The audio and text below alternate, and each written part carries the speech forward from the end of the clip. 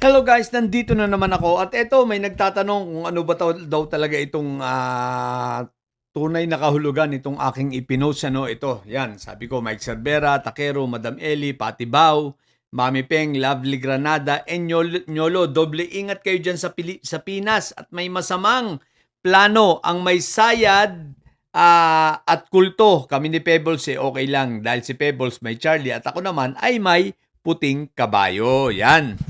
Okay guys, ganito ha. Okay, syempre itong mga nabanggit ko kasama kami ni Pebbles ay nasa listahan ng ng gustong i-intimidate, no? I-intimidate ng may sayad siblings at the same time ng kulto. Alam niyo na ang sinasabi ko. Ngayon, yung intimidation na yon they are ayon sa ating puting kabayo, no? Talagang ito ay may option pa ito na i-extend pa nila more than itong intimidation lang, syempre, masigit pa ron. Ibig sabihin, maaaring may physical o kung ano pa man, no? At ito ay hindi imposibleng mangyari. Itong itinimbre sa atin. Kaya kinakailangan lang na tayo ay magdoble ingat. Lalo kayong mga nasa Pilipinas. Kami kasi, nasa ibang bansa, katulad kayo, walang problema yan, no? At mahihirapan talaga sila sa akin. At matagal-tagal lang iiyak nila sa akin at mahaba-haba. Pero kayong nasa Pilipinas, doble ingat lang. Sapagkat gusto nila kayong i-intimidate. Ang lahat ng mga nabanggit kong ito, no? Ito lang yung naibigay sa ating information. No? At malinaw naman ito ay nagpapasakit sa kanilang mga leeg. No? Kumbaga, laging pag bumanat ang mga ito, malamang leg ang tama.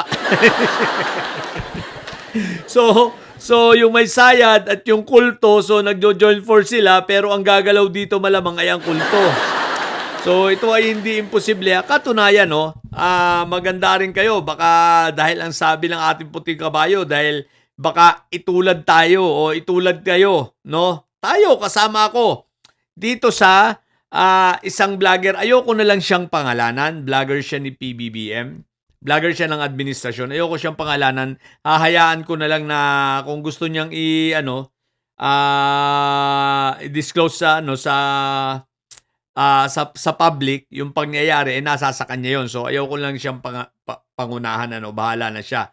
Kung gusto niyang i-content at sabihin niya yung mga pangyayari. Kaya lang palagay ko dahil nasa korte na, subjudice na yan, hindi na palagi ko magsasalita Sharia, no? Sa bagay na yan. Pero hindi ko napapangalanan, pero ito ay totoo.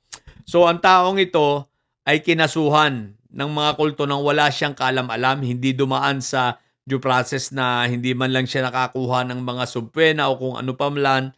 Basta siya ay nasurpresa na lang at siya ay may warrant of arrest na ng cyber libel at siya ay nagpiyansa. Ito yung isang halimbawa na sinasabi ko ng intimidation at pangaharas na gagawin nila. Mabuti kung ganun lang, no? Syempre, alam naman natin na may kakayanan ng mga ito na gumawa pa ng krimen o kung ano pa man, no, ng mas higit pa sa mga kaso-kaso na yan. Pero eto totoo. Kinasuhan ang vlogger na ito at nagulat siya, may warrant na siya, pero nakabail naman siya, nakapagpiyansa. Kaya lang, ito yung sinasabi ko, na baka magulat kayo, at least ngayon may information na kayo na para lang kayo ay makapaghanda. Sapagkat ito ay ginawa dito sa vlogger na ito, so hindi imposibleng gawin sa inyo. At itong mga nandirito na binanggit ko, kayo ay nasa listahan. No? Kasama kami, syempre. Kasama ako, kasama si Pebbles. Tayo pala, mali ang salitang kayo. Tayo ay nasa listahan, okay? So mag-iingat lang ha. Lagi lang tayo tumingin sa ating likod at syempre dahil tulad ng sinabi ko, may kakayanan ng mga yan ha. Ngayon baka bigla ka na lang ma-surprise. Ngayon, ang tanong, paano nila makukuha ang address nyo? Simple lang may connection sila sa LTO, yung vlogger na yon. Nakuha ang kanyang address ay sa LTO mismo, di ba? Yeah, sa LTO kinuha. So, yun din ang gagawin. Yun ang potential na gawin. Hindi ko naman sinabi na baka nga gagawin, mag-ingat lang tayo. Dahil hindi imposible. Dahil sinampulan na nga, nagawa na dito sa vlogger na to, baka sa inyo. Alalahanin natin sobrang desperado na ang may sayad. Sobrang desperado na at sila ay na humihingi na ng saklolo sa kulto. Siyempre, alam naman natin na ang kulto ay talagang sumusuporta sa kanila. Dahil sa sobrang desperado na, wala na silang magawa, ipit na. So, ang pinagbabalingan na nila ay ang mga vloggers na maingay dito sa social media para sa ganun, baka sakali manahimik. Ngayon, ang tanong bakit yung iba wala?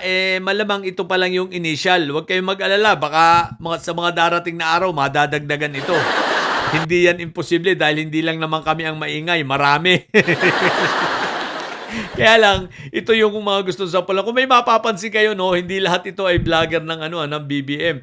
Andiyan sila Patty Bao, 'di ba? Sila Lovely na kilala naman natin na nasa pink at nasa dilaw kasi nga gusto nilang magpakita at magbigay ng sample na kayong mga pula, kayong dilaw, talagang titirahin namin kayo. So, ibig sabihin nito, hindi lamang mga BBM vloggers ang ini-intimidate, sinisimulan na rin nila na iharas at intimidate maging yung mga nasa dilaw at mga nasa pink, di ba ga? Kaya ganyan ang ginagawa nila ngayon. So, kaya wag kayong mabibigla ha. Ang importante lang sa inyo ay mag-ingat dahil tulad nga ng sinabi ko, buti kung demanda lang, at least kayang-kayang harapin yan, no? Pero kung lumampas pa doon, alam nyo na ang ibig kong sabihin. Di ba? So, importante ay mag-ingat dahil nag-sample na sila. Meron ng isang vlogger na nagulat na lang, hinuli, dinampot na lang, at may bit-bit na warrant, no? Yun. At ngayon ay nakapiyansa lang siya. Siyempre, bahala na siya kung i-disclose niya sa public, pero malamang sa hindi. Dahil nga tulad ng sinabi ko, sub judice na yun, nasa korte na. So, bawal na yun. Bawal lang sa publiko kapag nasa korte na. Bawal lang talakayin yung merito ng mga kaso. Okay? So, yun lang muna. Mag-ingat lang tayo, guys, ha? At wag tayong titigil hangga't maaari ipaglaban natin ang katotohanan. Pero syempre kayo dyan, may pag-iingat pa rin. Yun lang naman yung sa akin, okay? So, sa mga bobong didilis dyan at mga may sayad, yung mga amo nyo, wala na talaga, hindi na kaya. Pinagbabalingan na yung mga vloggers, what the heck? Pero okay lang yan, ganyan talaga. Laban lang. Syempre ako, sabihin nyo naman, dahil nandito ako sa ibang bansa, wala naman tayong magagawa. Nandito ako sa ibang bansa. Nagsimula ako mag-vlogger, nandito na ako, no? Sa ibang bansa, wala naman dyan sa Pilipinas, nagkataon lang. Hindi ko rin maalam na hahantong sa ganito. Pero laban lang tayo. Hindi tayo may intimidate dyan, di ako titigil. Wala akong pakialam sa inyong mga kulto kayo. Matagal-tagal pa iiyak nyo sa akin, mga hinayo pa kayo. So, yun lang muna. Sa mga bobo didilis at may sadya na nyo. Ang tatay nyo ay preso, ang BP nyo ay bobo. Manatili kayo mga bobo at may sadya. Sapagkat ang may sadya, laging high blood. Bye!